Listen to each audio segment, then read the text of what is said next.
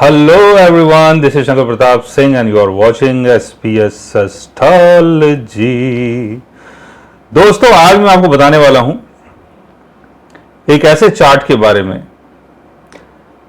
जो आपकी डेस्टिनी को बताती है, जो ये बताती है कि आपको एंड में क्या मिलेगा, क्या आपके हिस्से में आएगा। जो भी आपने पेड़ लगाया है उसका फल कितना आपको प्राप्त होगा, उस चार्ट के बारे में आज मैं आपको बताने वाला हूं। इससे हमें एक चीज का और भी पता चलेगा कि भाग्य का रोल आपके जीवन में कितना ज्यादा है, आप कितने ज्यादा भाग्यशाली हैं। पास्ट में आपने क्या क्या किया है, कितना अच्छा किया है, कितना बुरा किया है, उसके कारण जितना परसेंट भाग्य यानी किस्मत आपको मिलनी चाहिए वो इस चार्ट से आपको पता चलेगी। ये जो चार्ट है इसको बोलते हैं D9 चार्ट, और आज मैं आपको बताने वाला हूं D9 चार्ट के फर्स्ट हाउस के बारे में, यानी जो D9 चार्ट का जो एसेंडेंट होता है उसके बारे में आज मैं आपको बताने वाला हूं। D9 चार्ट को जैसे हम जानते हैं कि D9 चार्ट बताता है कि हम पास्ट में क्या करके आए हैं और उसके कारण हमें क्या चीजें मिलेंगी, हमारा भाग्य कितना प्रबल है, फ्यूचर में हमें क्या क्या चीजें प्राप्त होंगी। ये सारी चीजें D9 चार्ट से पता चलती हैं। D9 चार्ट से एक चीज का और भी पता चलता है कि एक्चुअल में आपकी जो सोल है वो क्या है, आप अंदर से कौन हो।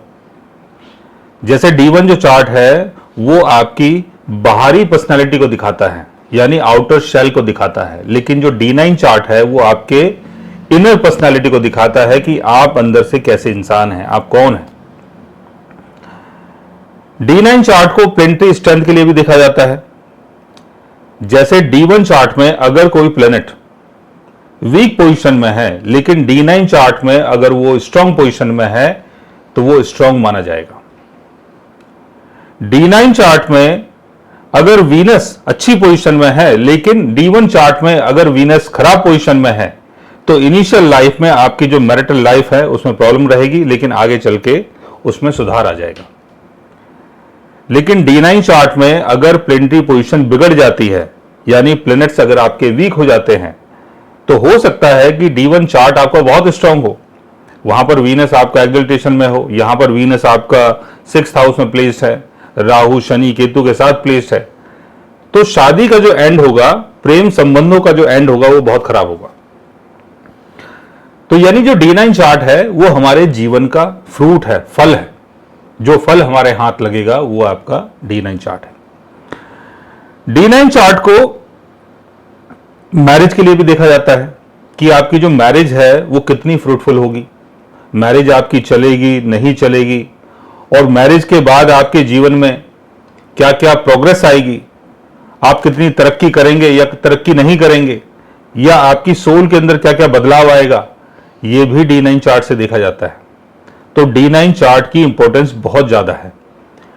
D9 चार्ट को धर्मा का चार्ट भी बोला जाता है। अगर D9 चार्ट की इंपॉर्टेंस नहीं होती तो आपने देखा होगा बहुत सारे लोग हैं जिनकी शादियां होती हैं, शादी के बाद उनकी लाइफ में बहुत बड़ा बदलाव आता है। कई बार बदलाव बहुत अच्छा होता है, कई बार बदलाव बहुत बुरा होता है। तो वो इसलिए होता है कि आपका D9 चार्ट एक्टिवेट हो जाता है आपकी मैरिज के बाद। दूसरा, D9 चार्ट को अगर समझना है तो 35 की एज के बाद D9 चार्ट को आप प्रॉपर तरीके से जान पाएंगे और समझ पाएंगे। अर्ली एज में अगर आप D9 चार्ट को रीड कर रहे हैं तो आपको ज्यादा चीजें समझ में नहीं आएंगी, क्योंकि यहां पर आपकी जो सोल है उसके अंदर कुछ ना कुछ बदलाव आ रहा है। और मैरिज के बाद 35 या 40 की एज के बाद वो जो बदलाव आ चुका है आपकी सोल के अंदर, वो आपके D9 चार्ट में दिखाई देगा। तो D9 चार्ट को रीड करना प्रॉपर तरीके से बहुत जरूरी है, क्योंकि ये आपके जीवन का पूरा मैप, पूरा नक्शा तैयार करती है।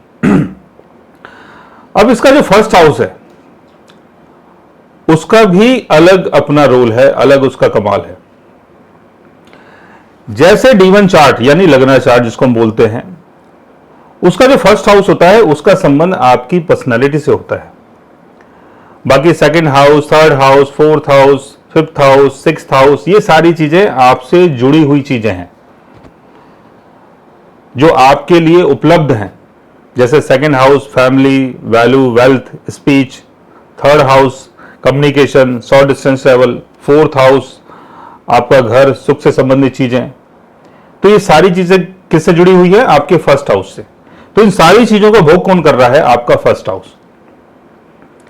वैसे ही D9 चार्ट जो है वो हमारी मैरिज के लिए देखा जाता है, और मैरिज का जो भोग है यानी उसका जो सुख है वो D9 चार्ट के फर्स्ट हाउस से देखा जाता है।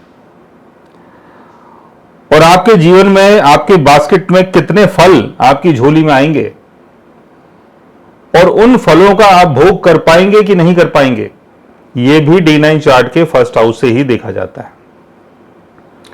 D9 चार्ट का फर्स्ट हाउस अगर अपने ओन साइन में होता है, यानी फर्स्ट हाउस का लॉर्ड या वेल प्लेस्ड होता है, केंद्र भाव में होता है, जैसे फर्स्ट हाउस का लॉर्ड अगर फर्स्ट हाउस में ही है, फोर्थ हाउस में है, सेवेंथ हाउस में है, 10th हाउस में है, तो मैरिज के बाद आपकी जो लाइफ है वो स्टेबल होती है। आपको घर का सुख मिलता है, आपको सामाजिक सुख मिलता है, आपको काम धंधे का सुख मिलता है। फर्स्ट हाउस का लॉर्ड अगर फर्स्ट हाउस में ही होता है तो इसके कारण आपकी पर्सनालिटी के अंदर बहुत बड़ा बदलाव आता है। स्पिरिचुअली आप बहुत ज्यादा इंक्लाइन हो जाते हैं, आगे बढ़ जाते हैं। फर्स्ट हाउस का लॉर्ड अगर सेकंड हाउस में होता है तो मैरिज के बाद आपकी जो वैल्यू है वो बढ़ती है। फर्स्ट हाउस का लॉर्ड अगर फिफ्थ हाउस या 9th हाउस में होता है तो मैरिज के बाद आपका जो लक है वो काम करता है, मैरिज के बाद या 35 की एज के बाद। फर्स्ट हाउस का लॉर्ड अगर गेन हाउस में चला जाता है 11th हाउस में, तो शादी के बाद आपकी इच्छाओं की पूर्ति होती है।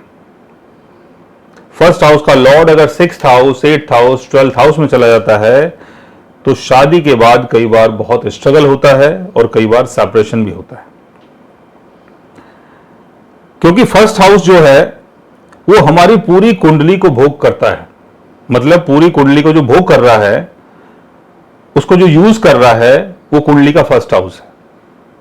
बाकी सारी चीजें उसके लिए उपलब्ध हैं, उसके यूज करने के लिए।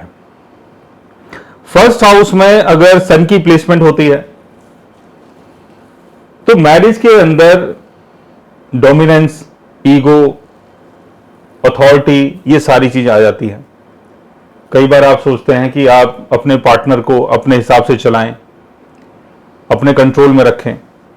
मून अगर वहां पर आ जाता है फर्स्ट हाउस में तो आपका जो रिलेशन है उसके अंदर बहुत लव रोमांस रहेगा और बहुत केयर रहेगी, आप बहुत ज्यादा केयर करेंगे। मार्स अगर फर्स्ट हाउस में आता है तो कई बार आप बहुत ज्यादा ब्लंट हो जाते हैं, या आपका पार्टनर बहुत ज्यादा ब्लंट हो जाता है, जिसके चक्कर में जो रिलेशन है वो डिस्टर्ब हो सकता है। अगर वीनस की प्लेसमेंट होती है तो मैरिटल लाइफ आपकी बहुत ज्यादा कंफर्टेबल होती है। शादी के बाद कई बार आप बहुत अर्न करते हैं, पैसे वाले बन जाते हैं। अगर मरकरी की पोजीशन होती है फर्स्ट हाउस में तो आपकी शादी और आपका जो पार्टनर है उसमें एक अलग टाइप का वो बनता है कि जैसे आप दोनों एक फ्रेंड टाइप के हैं, दोस्त टाइप के हैं। बहुत ज्यादा बातें, बहुत ज्यादा कन्वर्सेशन, ये सारी चीजें जुड़ जाती हैं। जुपिटर अगर फर्स्ट हाउस में होता है तो आपका जो पार्टनर है वो बहुत ज्यादा बुद्धिमान होता है, ज्ञानी होता है, और कई बार वो आपका गुरु भी होता है। आपके जीवन में जो भी आपको प्रोग्रेस मिल रही है उसमें उसका बहुत बड़ा सपोर्ट भी होता है। शनि की पोजीशन अगर फर्स्ट हाउस में हो तो मैरिटल कंफर्ट जो है वो डिले हो जाता है, कई बार शादी का जो भोग है वो डिले हो जाता है। राहु की पोजीशन अगर फर्स्ट हाउस में होती है तो आपके मैरिज के अंदर बहुत सारी चीजें ऐसी होती हैं जो क्लियर नहीं होती हैं, जैसे मैरिज के बाद भी एक्स्ट्रा मैरिटल अफेयर्स, या आपने जिससे शादी की है वो अदर कास्ट का पर्सन है, या शादी के जो तौर तरीके हैं वो बहुत ही डिफरेंट टाइप के हैं। कई बार ऐसा भी होता है कि आप पहले से मैरिड हैं, आपने शादी कर ली, या आपका पार्टनर पहले से मैरिड है, उसने आपसे शादी कर ली।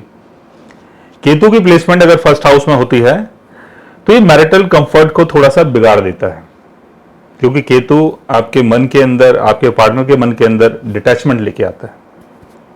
लेकिन फर्स्ट हाउस का लॉर्ड अगर फर्स्ट हाउस में प्लेस्ड होता है, या अपने एक्सल्टेशन में होता है, या अच्छी पोजीशन में प्लेस्ड होता है, तो आप अपने जीवन का, अपने मैरिटल लाइफ का भोग कर पाते हैं।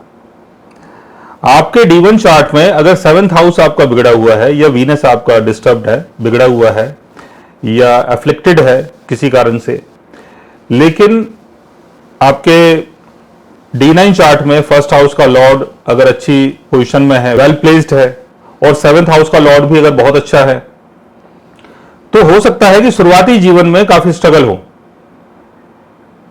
लेकिन लेटर लाइफ में आप देखेंगे कि आप धीरे धीरे करके उस प्रॉब्लम से बाहर आ रहे हैं।